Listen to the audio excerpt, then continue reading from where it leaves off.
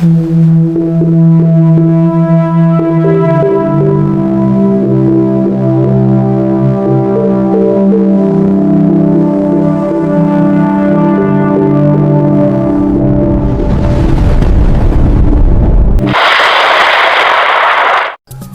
araw po sa inyong lahat. Narito na po ang pinakalitis nating update sa magiging lagay ng panahon ngayong araw ng linggo, ikalima ng Hulyo taong 2026.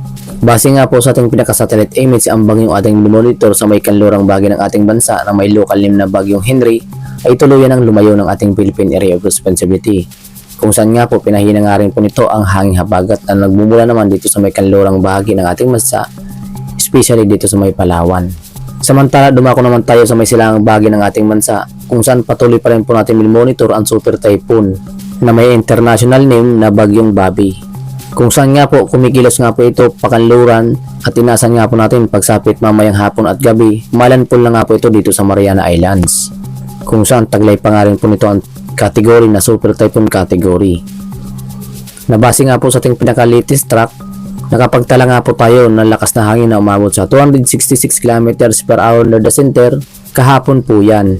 Kung saan nga po bagya nga po itong humina. Sa kasalukuyan nga po may taglay lang nga po itong lakas na hangin na umabot sa 230 km per hour near the center, samantalang may pagbugso naman ito na umabot sa 255 km per hour. Habang kumikilos nga po ito sa bilis na 20 km per hour pakanluran, kung saan nga po inasan nga po natin mamayang hapon at gabi, malandfall na nga po ito dito sa Mariana Islands. Kung saan nga po huling namataan sa layong 2,740 km, silangan po yan ng Visayas. Nabase nga po sa ating pinaka-latest track, nagbago nga po ng direksyon ang super typhoon nating monitor sa may silangang bahagi ng ating bansa. Kung saan inasan nga po natin na maglalandfall nga po ito dito sa may Central Luzon. Especially sa mga lugar ng Aurora, Quirino, Nueva Vizcaya, Benguet, Ifugao, Mountain Province, Ilocos Sur, Abra, La Union, ang siyang inasan nga po natin na posibleng daanan ng sentro ng super typhoon, kung saan inasan natin kung ito ay pumasok na nga po ng ating Philippine Area of Responsibility, ay bibigyan po natin ito sa local name na Bagyong Inday. At inasan nga po natin sa pagpasok nga po nito ng ating Philippine Area of Responsibility ay posible nga po tayo magtaas ng wind signal number 1, agaran. Dahil sa malakas na hangin, ang dulot nga po nitong super typhoon ating monitor na papasok ng ating Philippine Area of Responsibility. Nabase nga po sa ating pinaka-climatological track sa buwan ng July, makikita nga po natin ang mga nabubuong bagyo sa may labas ng ating Philippine Area of Responsibility na papasok ng ating Philippine Area of Responsibility. Kikilos nga po ito pahilagang kanluran, kung saan nga po inaasan nga po natin na posible nga pong dumaan dito sa may area ng Babuyang Grove of Islands patungong Batanes. Samantala, dahil nga po sa biglang nagbago nga po ng direksyon ang super typhoon nating monitor, posible na nga po itong dumaan dito sa may Central Luzon or maglalandfall. Yan po yung pangalawang senaryo na ating makita sa pinaka-climatological track sa buwan ng July, kung saan kapag may mga nabubuong bagyo sa labas ng ating Philippine Area of Responsibility, ito nga po dumadaan ang mga bagyo ng nabubuo. Kaya naman lubos pa rin po natin pinaganda ang ating mga kababayan at maging alerto po tayo sa mga panibagong ulat panahon na aming ilalabas. Dahil asahan nga po natin ang malakas na hangin at mga pag-ulan na dulot nga po nitong super typhoon na ating monitor, kung saan magdudulot ito ng pagba at pagbuo ng lupa sa mga bundok na lugar. Kung saan nga po kapag ito ay nasa may silangang bahagi ng ating bansa ang super typhoon, inaasahan nga po natin na papalakasin nga po nito ang hanging habagat na patuloy na umiiral dito sa may kanlurang bahagi ng ating bansa, na siya magdudulot ng mga pag-ulan, especially dito sa may kanlurang bahagi ng ating bansa, na lubos na apektado ang ating mga kababayan sa lugar ng Ilocos Region, Pangasinan, Zambales, Bataan, Metro Manila, Cavite, Batangas, Oriental Mindoro, Occidental Mindoro, Palawan, Antique, Aklan, Capiz, Iloilo, Guimaras, Negros Oriental, Negros Occidental, Zamboanga Peninsula, Tawi-Tawi, Sulu, Soc-Sargen, Davao Region, Autonomous Region and Muslim Mindanao, including Romblon and Marinduque. Nadulot nga rin po yan ng hanging habagat na papalakasin nga po itong super typhoon na ating monitor na papasok ng ating Philippine Area of Responsibility habang nasa may silangang bahagi po ito ng ating bansa. Kaya naman maging alerto at updated lamang po tayo sa mga panibago namin ulat pa namin lalabas upang makapaghanda po tayo sa posible pang pagbabago. Base nga po sa ating pinaka-latest track, papasok nga po ito ng ating Philippine Area of Responsibility ang Super Typhoon na may international name na Bobby. Kung saan nga po, kapag ito ay nasa loob na ng ating Philippine Area of Responsibility, ay bibigyan naman po natin ito sa local name na Bagyong Inday. Ang pangsyam na bagyo na posibleng mabuo sa taong 2026 at pangalawang bagyo naman sa buwan ng July. Kapag ito ay nasa loob na ng ating Philippine Area of Responsibility, posible na nga po tayong magtaas ng wind signal number 1 sa may silang bahagi ng Visayas and then southern portion ng Luzon. Kung saan inasan nga po natin makakaranas ng malakas na hangin at mga pag-ulan. Kung saan nga po inasan nga po kikilos nga po ito pakanluran, hilagang kanluran na inasa natin nalalapit ito dito sa may silang bahagi ng Visayas and Luzon bago tuluyan maglandfall dito sa may area ng Aurora, Quirino, Nueva Vizcaya, Benguet, Fugao, Mountain Province, Ilocos Sur, La Union, Abra na inasan nga po natin na magdadala ito ng malakas na hangin at mga pag-ulan kung saan posible nga po magdulot ng malakas na mga pagbaha at pagguho ng lupa sa mabundok na lugar. Kaya naman, lubos po natin pinag-iingat ang ating mga kababayan at manatiling maging alerto sa mga panibago naming ulat pa na naming lalabas. Ukol nga po dito sa Super Typhoon na ating monitor sa may silangang bahagi ng ating bansa. Kung saan nga po inasan nga po natin, pagsapit ng Miyerkules ay nasa loob na nga po ito ng ating Philippine Area of Responsibility. Kung saan nga po papalakasin nga po nito ang hanging habagat na patuloy na umiiral pa rin dito sa may kanlurang bahagi ng ating bansa. Kaya naman, asahan nga po natin yan na magdudulot nga po ito ng malakas na hangin at mga pag-ulan kapag ito ay nasa silang bahagi na ng ating bansa.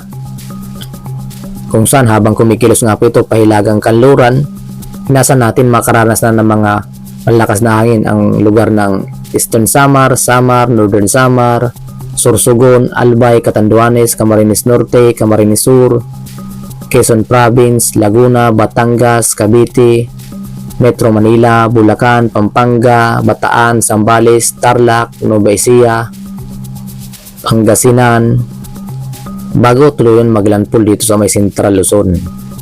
Inasan din po natin ng malakas na hangin dito sa may area ng Batanes, Babueng Group of Islands, Apayao, Cagayan Valley Region.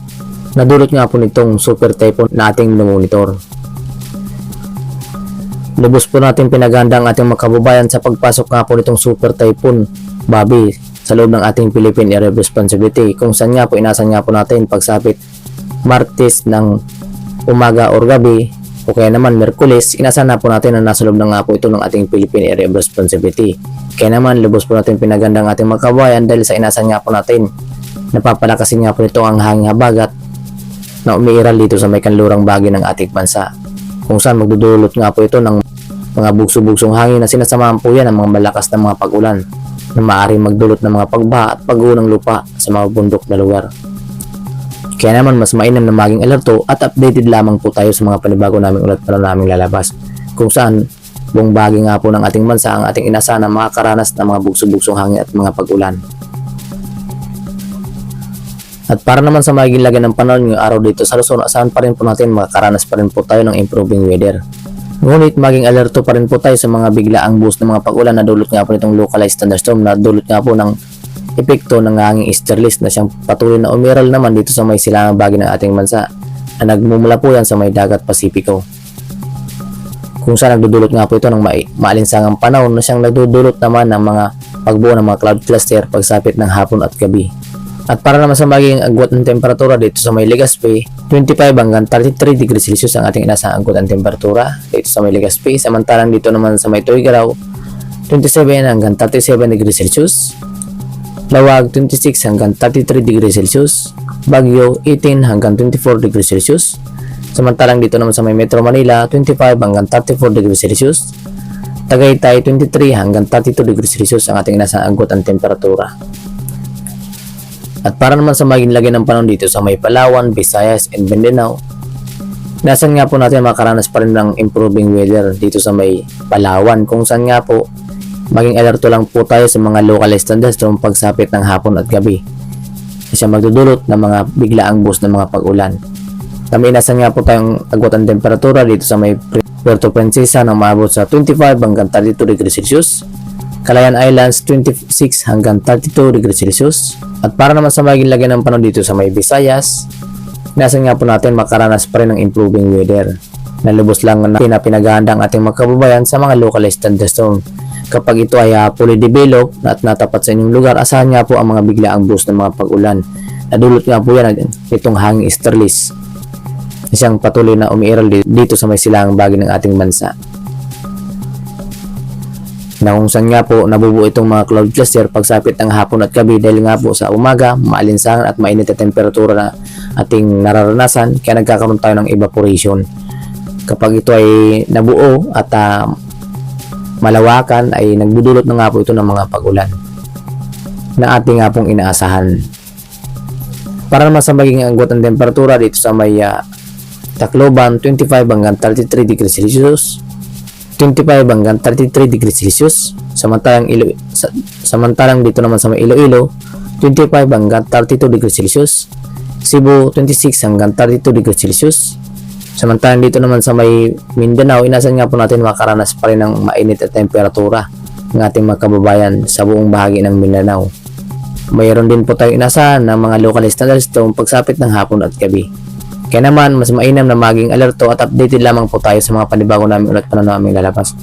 At kung sakaling kayo ay lalabas ng inyong tahanan, ugaliin pa rin po magdala lamang ng pananggalamang sa mga biglaang boost ng mga pag-ulan tulad ng payong o kaya namang kapote.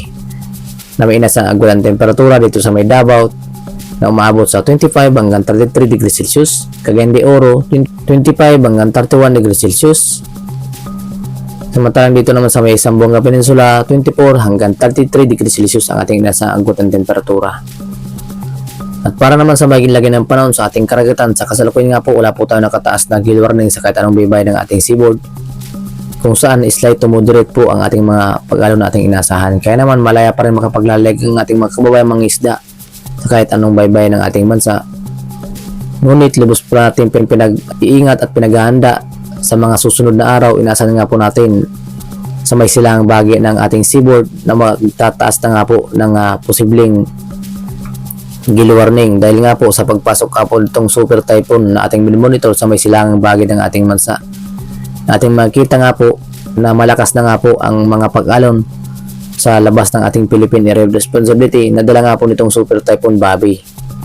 Kung saan nga po kapag ito ay pumasok na ng ating Philippine Area of Responsibility, inasahan nga po natin na ang malakas na alon o mataas na mga pag-alon ng ating karagatan. Kaya naman mapanganib na pong pumalaot dito sa may silangang bahagi ng ating bansa sa mga susunod na araw.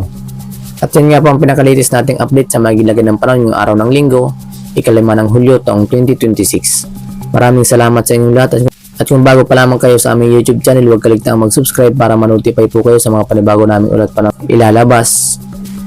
Ukol nga po dito sa masamang panahon na nabuo dito sa may silangang bahagi ng ating bansa, kung saan isa na nga po itong super typhoon category na may taglayin na lakas na hangin na umabot sa 230 km per hour near the center, samantalang may pagbugso naman ito na umabot sa 255 km per hour. Nalubos po natin pinaganda ang ating mga kababayan dahil sa inaasahan natin na magdudulot ito ng mga malakas na hangin at mga pag-ulan na mapanganib nga po sa ating mga kababayan na nasa mababang lugar at sa mga bundok na lugar dahil nga po sa malakas na hangin at mga pag-ulan na ating inaasahan. Maraming salamat at sana ligtas po tayo sa pagdaan itong super typhoon nating monitor sa may silangang bahagi ng ating bansa. Ingat and God bless us all.